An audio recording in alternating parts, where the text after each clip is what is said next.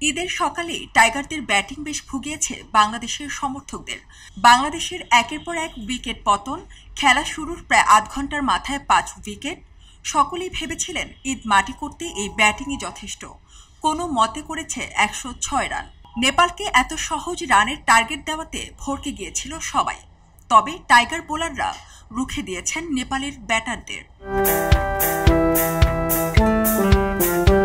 বাংলাদেশের ক্রিকেটের ব্যাটারদের এমন দুর্দশায় বোলারদের কথা বলতে হয় একটু আলাদা করেই।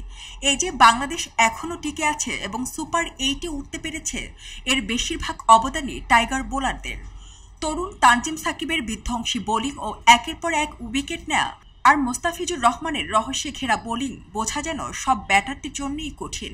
আর এই দুজনের বলের কারিশমাতেই টি-20-তে এখনও টিকে আছে বাংলাদেশ, নয়তো বাদ পড়ত বহু আগেই।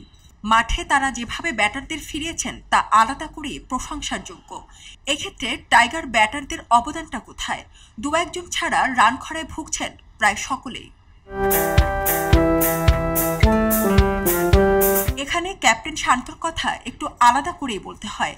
তিনি আসলে করছেনটা কি? 3 ফরম্যাটের ক্যাপ্টেন হিসেবে মাঠে তার অবদানটা কোথায়? 3, 4, 5 রানে আটকে আছেন।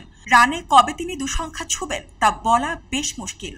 এদিকে কিছুদিন আগেই ক্যাপ্টেন শান্ত বললেন, সাকিব ভাই টিমকে বেশ সুন্দরভাবে নিয়ন্ত্রণ করছে। 3 ফরম্যাটের একজন ক্যাপ্টেনের মুখে একথা বেশ হাস্যকর।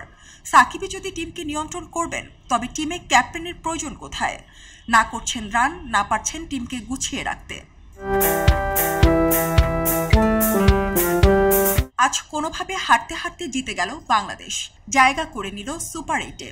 এটি অবশ্যই বাংলাদেশের জন্য দারুণ সুখবর। তবে এই জয় আসলেই কতটা সুখকর ছিল? নেপালের মতো দল ছিল বলে হয়তো বেঁচে গেছে বাংলাদেশ। তবে সুপার 8-এ কি করবে টাইগাররা, সেটি আসলেই চিন্তার বিষয়। সুপার 8-এ খেলছে বেশ কঠিন দলগুলো। সেখানে বাংলাদেশকে খেলতে হবে ভারত, অস্ট্রেলিয়া ও আফগানিস্তানের মতো শক্ত দলগুলোর সঙ্গে। এমন করুণ ব্যাটিং দশা নিয়ে বাংলাদেশ কিভাবে তাদের সামনে দাঁড়াবে, সেটি চিন্তার বিষয়। সুপার 8-এ উঠতে পারার সান্ত্বনা নিয়ে ফেরত আসতে না হোক বাংলাদেশকে। সারা জেরিন, খবরের কাগজ, স্পোর্টস। সবাই যখন জোয়ারে গা ভাসায়, কেউ কেউ ঘুরে দাঁড়ায়। সময় হারতে শেখালেও কেউ কেউ চ্যালেঞ্জ ছুড়ে দেয়। পক্ষপাতের ভিড়ে আজ থেকে কোনো পক্ষ নয়, খবর হবে নিরপেক্ষ। বানোয়ার তথ্যবাদ, খবর হবে নিখাদ। ভেঙে গুজবের শিখ, খবর হবে নির্ভীক। এলো খবরের কাগজ, নিখাদ, নির্ভীক, নিরপেক্ষ।